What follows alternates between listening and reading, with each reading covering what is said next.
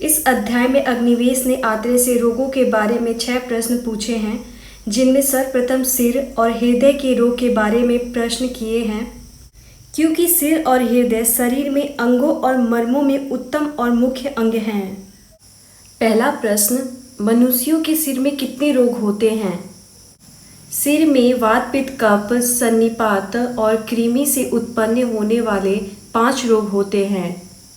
पहला वातिक शिरोरोग, दूसरा पैतिक शिरोरोग, तीसरा श्लैष्मिक शिरोरोग, चौथा सन्निपात शिरोरोग और पांचवा कृमिज शिरोरोग। वातजन्य शिरोरोग के कारण पहला अधिक बोलना, दूसरा सिर में चोट लगना, तीसरा भार डोना आदि।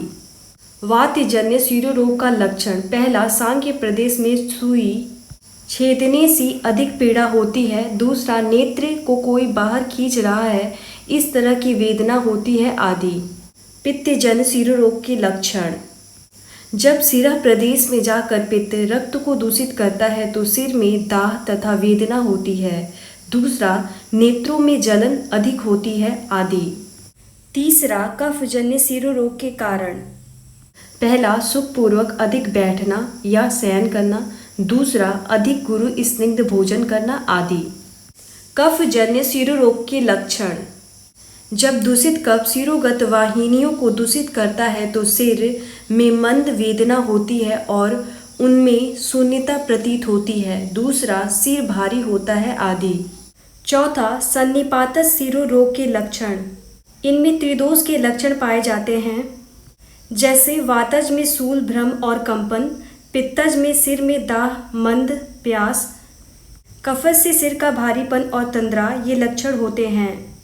पांचवा कृमिजन्य शिरशूल के कारण पहला तिल, दुग्ध, गुड़ इनके अत्यधिक सेवन से, दूसरा सड़े गले द्रव्यों के खाने से तथा संकीर्ण भोजन से आदि। कृमिज शिरशूल के लक्षण रुझा, कांडू, विधे और छेदे जाने की पीड़ा की तरह आदि। दूसरा प्रश्न, हृदय में कितने रोग होते हैं? हृदय में वात, पित्त, कफ, सन्निपात तथा कृमि से उत्पन्न होने वाले 5 रोग होते हैं। पहला वातजन्य हृदय रोग के कारण पहला शोक, दूसरा उपवास, तीसरा अत्यधिक व्यायाम करना आदि। वातजन्य हृदय रोग के लक्षण, हृदय जब कुपित वायु से पीड़ित होता है तो उनमें वेथु, ऐंठन, स्तंभ, मूर्छा, शून्यता, दर ये लक्षण वातजन्य हृदय रोग में होते हैं।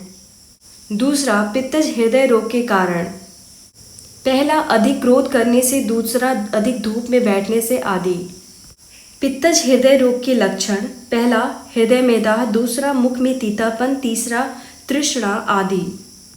तीसरा कफजन्य हृदय रोग के कारण पहला गुरु स्निग्ध पदार्थों का अधिक सेवन करना, दूसरा किसी प्रकार की चिंता न करना आदि। कफजन्य हृदय रोग के लक्षण पहला तंद्रा, दूसरा भोजन में अरुचि, तीसरा पुरुष के हृदय में शून्यता सी प्रतीत होती है आदि। चौथा त्रिदोषज हृदय रोग के कारण, इनमें त्रिदोषों के कारण ही होते हैं। त्रिदोषज हृदय रोग के लक्षण, इनमें त्रिदोषज हृदय रोग के लक्षण पाए जाते हैं। पांचवा कृमिजन्य हृदय रोग के कारण तिल, दुग्ध और गुड़ आदि पदार्थों का अधिक सेवन आदि। कृमिजन्य हृदय रोग के लक्षण, हृदय में सुई छेदने की तरह वेदना, हृदय में खुजली और वेदना अधिक होती है आदि। तीसरा प्रश्न, वात, पित्त, कफ इन तीनों के अलग अलग द्वंद्वज और सन्निपातज के 6 स्थान वृद्धि, इन तीनों विकल्पों के भेद और उनमें होने वाले रोग कितने होते हैं? वात, पित्त, कफ इनमें 6 स्थान वृद्धि आदि मान विकल्प से 62 रोग होते हैं, जैसे वृद्ध दोष से 25 भेद प्लस छिड़ दोष से 25 भेद प्लस अन्य भेद से 12, कुल 62 प्रकार के रोग होते हैं। वृद्ध दोष सन्निपात के 13 प्रकार प्लस द्वंद्वज के 9 प्रकार प्लस पृथक पृथक दोषों के 3 प्रकार, इस प्रकार ये 25 भेद होते हैं। पहला सन्निपात, सन्निपात के 13 भेद होते हैं, जैसे 2 दोषों के बढ़ने से सन्निपात के 3 भेद होते हैं, 1 दोष के बढ़ने से सन्निपात के 3 भेद होते हैं, हीन, मध्य और अधिक दोषों के भेद से सन्निपात के 6 भेद होते हैं। इस प्रकार सन्निपात के 13 भेद होते हैं। द्वंद्वज दोषों के 9 भेद होते हैं तथा पृथक दोषों के 3 भेद होते हैं। दो दोषों के मिलने पर 9 भेद होते हैं, जैसे उसमें एक दोष के बढ़ने पर तथा दूसरे के कम होने पर 6 भेद होते हैं और दोनों दोषों के सम रूप में बढ़ने से 3 भेद हो जाते हैं। इस भांति 9 भेद होते हैं। इस प्रकार द्वंद्वज दोषों के 9 भेद होते हैं और अलग अलग बढ़े हुए वृद्ध वात, वृद्ध पित्त, वृद्ध कफ ये 3 होते हैं। इस प्रकार पृथक पृथक दोषों के 3 भेद होते हैं। इस तरह बढ़े हुए दोषों के 25 भेद होते हैं। छिड़ दोषों के 25 भेद होते हैं। जिस प्रकार बढ़े हुए दोषों के 25 भेद होते हैं, उसी प्रकार छिड़ दोषों के 25 भेद होते हैं। त्रिदोष में युगपत, वृद्धि तथा 6 से 12 भेद। एक की वृद्धि और एक दोष की समता एवं एक दोष का क्षय, इस प्रकार 6 विकल्प और दोषों की वृद्धि, एक दोष का क्षय, इस भांति 3 विकल्प और एक दोष की वृद्धि और 2 दोषों का क्षय, इस प्रकार 3, कुल विकल्प 12 होते हैं। इस प्रकार ये कुल 62 प्रकार के होते हैं। वृद्ध दोष के 25 भेद प्लस छिड़ दोष के 25 भेद प्लस अन्य भेद के 12, कुल 62 प्रकार के होते हैं। चौथा प्रश्न, इन वातादि दोष और धातुओं के क्षय कितने प्रकार के होते हैं? 6 18 तरह के होते हैं। जैसे वात पित्त कफ के क्षय से 3 प्रकार के होते हैं। इन तीनों दोषों के क्षय होने पर रस आदि 7 धातुओं के क्षय से ये 7 प्रकार के होते हैं। इन 7 धातुओं के क्षय होने पर 7 रस आदि धातुओं के मलों के क्षय होने से ये 7 प्रकार के होते हैं। और एक ओज का क्षय, इस प्रकार ये 1 प्रकार का होता है। इस प्रकार ये कुल 18 प्रकार के क्षय होते हैं। पहला वात क्षय के लक्षण, अरुचि, शरीर में भारीपन आदि।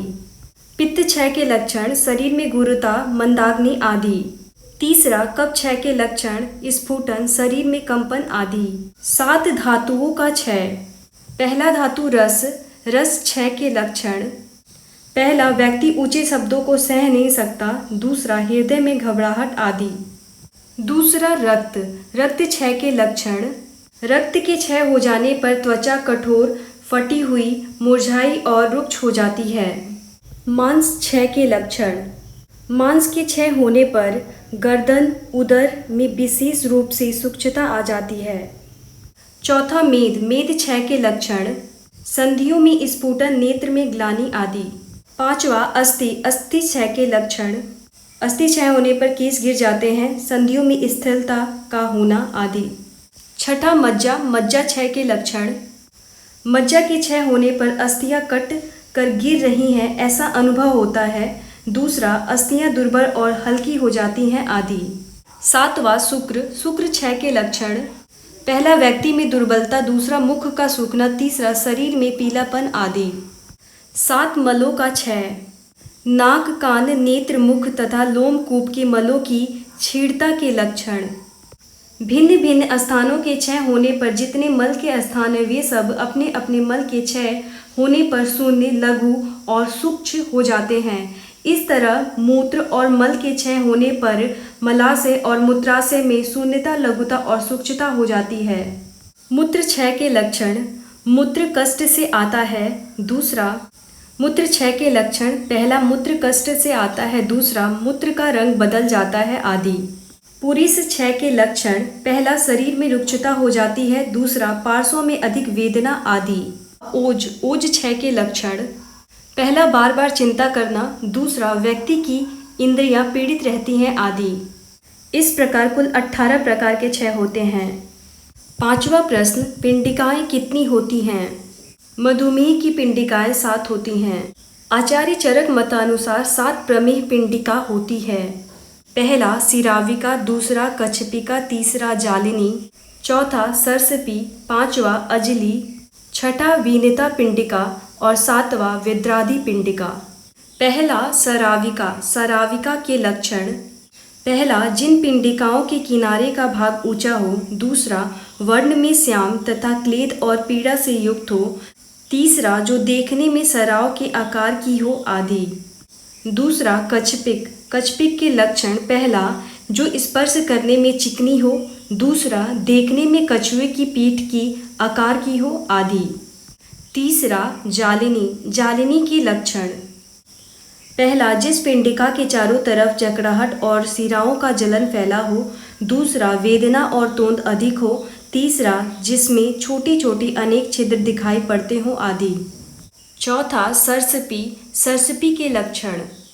पहला, जो पिंडिका बहुत बड़ी ना हो और बहुत छोटी भी ना हो, शीघ्र ही पकने वाली हो।